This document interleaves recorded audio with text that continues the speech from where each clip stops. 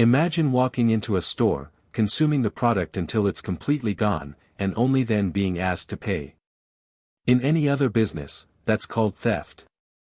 In a restaurant, it's the industry standard. But a restaurant will bring a complete stranger a freshly cooked meal, place it directly in front of them, and allow them to eat every last piece. Only after the food has disappeared, when it can no longer be taken back, inspected, or sold to someone else, does the restaurant finally ask for payment. That sounds like a terrible business model. So why do restaurants let you eat before paying? You might think it's just trust. But in a world of razor-thin margins, trust is a luxury no business can afford. There is a much colder, more calculated reason beneath the surface. Most customers are honest.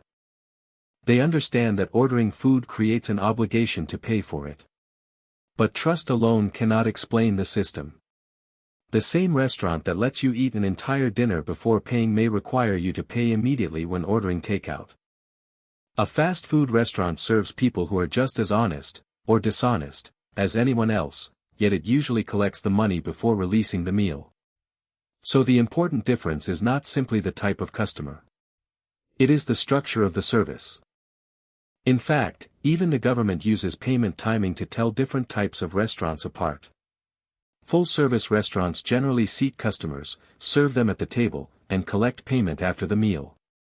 Fast food joints and counter service spots work differently, they make sure you pay before you even touch a tray. Why should sitting at a table completely change when the restaurant wants its money? Because a full-service meal is not usually one finished purchase. It is a transaction that develops over time. A meal is a moving target, drinks, appetizers, a last-minute side dish, and that one friend who joins late. The final price is a mystery until the very last bite. The restaurant keeps the bill open to encourage an additive experience, allowing you to order more without the friction of multiple separate payments. The bill is assembled by the experience. A restaurant could demand payment every time something new is ordered. $4 for the drink. Payment complete. $12 for the appetizer. Another payment. $25 for the main course. Another payment. Then one more checkout for dessert. Technically, that could work. But it would turn one meal into a collection of interruptions. Instead, the restaurant keeps the transaction open. When the first item is ordered, the restaurant creates what many point-of-sale systems call an open check. New items can be added to it. Items can be assigned to particular seats, moved between checks, divided among guests, or transferred when someone changes tables. Payment closes the check only after the group has finished ordering. This means you are not really eating for free. From the first drink to the last dessert, the restaurant is recording what you owe. The debt is already established, it's just waiting to be settled. And the object holding this unfinished transaction together is often the most ordinary object in the room. The table. Your restaurant table is not just a place to put plates. It is the address of an open account. Table 7 identifies a specific group of customers, a particular server, a list of ordered items, the current total, and the state of the meal. The kitchen sees a ticket, the server sees a guest, the cashier sees a check. But the table links those activities together. The restaurant is not waiting until the end to create the transaction. The transaction has been running the entire time. Payment is simply what closes it.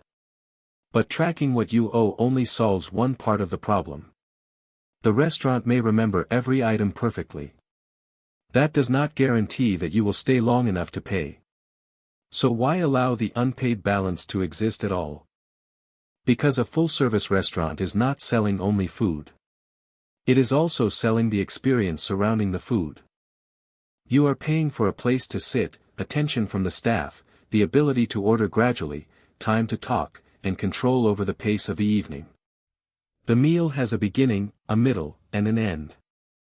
Payment belongs at the end because it functions as the closing ritual. Imagine a server placing the bill beside your appetizer before you have decided whether to order a main course. Even when the restaurant has no intention of rushing you, the message would be difficult to ignore. We have already begun preparing for you to leave. Research on restaurant pacing has found that moving customers too quickly through the main part of a meal can reduce satisfaction. However, once customers are ready to leave, faster check settlement is generally appreciated. During the meal, speed can feel like pressure. At the end, the exact same speed feels like good service. That creates a strange balancing act. Ask for payment too early, and hospitality may feel like suspicion. Ask for it too late, and hospitality may begin to feel like captivity. Waiting until the end allows the restaurant to preserve a smooth experience while collecting everything in one final transaction. Of course, this creates a genuine risk. The steak is gone, the wine is finished, and between the customer and the street stands nothing but a few meters of floor and an unlocked door. This is the moment of maximum peril. But restaurants do not depend on blind trust. They create controlled trust. First, customers usually occupy a visible and identifiable place. They remain at one table for a relatively long period. A server speaks to them repeatedly, records their requests, brings their food, and observes the progress of the meal. Second, the restaurant keeps a record. Even after the food disappears, the order remains in the system.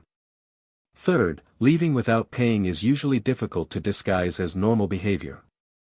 A customer must stand up, gather their belongings, pass through a public room, and leave while staff and other guests may be watching. Fourth, many customers are not alone. Friends, relatives, dates, and colleagues create social accountability. The restaurant isn't just tracking your food, it's leaning on the social pressure of the group.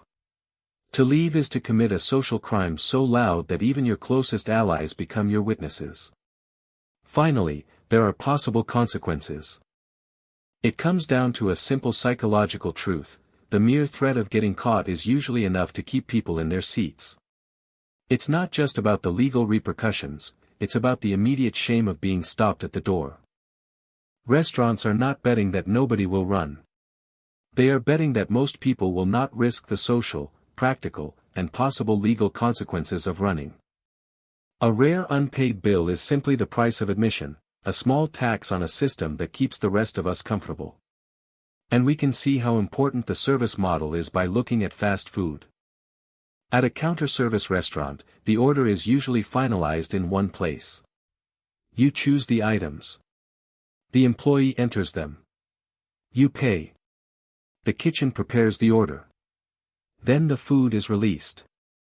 Because there is no dedicated server to monitor your table, the restaurant must close the transaction before you walk away with the food. You might take the food outside, carry it home, or disappear into a large seating area. Keeping an unpaid account attached to your table would add complexity without adding much value. So the transaction is closed before possession of the food changes hands. Full-service dining follows a different sequence: sit down. Open the check. Order gradually. Receive the service. Pay at the end. Counter service usually follows this sequence: choose. Pay. Receive. Leave. Payment timing follows the architecture of the service. It is not proof that one restaurant trusts people more than another. It is evidence that the two businesses organize the customer's journey differently. This is also why not every restaurant lets you eat before paying. Buffets may charge at the entrance. Food courts usually charge at the counter. Takeout is commonly prepaid. Some tasting menus require payment or a deposit during reservation because an empty seat can be unusually expensive. Some restaurants let customers order and pay through a QR code before food arrives. Others open a bar tab using a payment card. There is no universal restaurant tradition. Each business places payment at the point that best fits the way its service, risks, and customer flow are organized. Technology is now changing this moment again. Traditionally, ending a restaurant transaction could take several steps. You asked for the check. The server brought it. You provided a card. But as we move toward a world of QR codes and invisible payments, that final ritual is disappearing, and it's changing the way we eat forever. Tabletop devices, smartphones, QR codes, and pay-at-table terminals allow customers to close the check themselves. A Cornell study of over 1,200 diners found that people actually prefer using their phones or table devices. They like the convenience and the feeling of being in control of their own time. This tech doesn't just save time, it strips away the friction, letting the staff focus on the hospitality while the machines handle the math. Technology has not necessarily moved payment to the beginning of the meal. It has moved control of the ending into the customer's hands. The server no longer needs to deliver the final step. The customer can press a button, close the open check, and leave when ready. So restaurants do not hand strangers food and simply hope for the best. From the moment you order, the restaurant creates a record of what you owe. It connects that record to your table or party and updates it as the meal develops. The staff, the room, the social rules, the order system, and the possible consequences make the temporary debt manageable. Restaurants let you eat first because a meal isn't just a product you buy off a shelf, it's an experience that unfolds. It is a service assembled around you over time. You were never eating for free. For the length of the meal, your table was holding the unfinished transaction. And the moment you pay is not when the deal begins. It is when the restaurant finally closes.